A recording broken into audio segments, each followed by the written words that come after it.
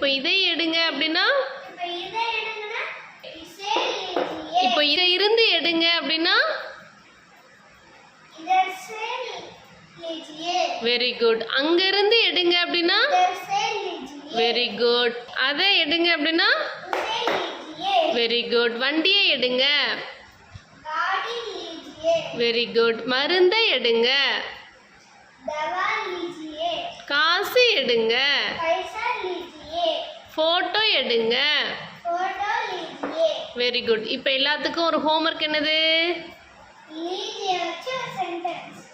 அங்க இருந்து போட்டோ எடுங்க.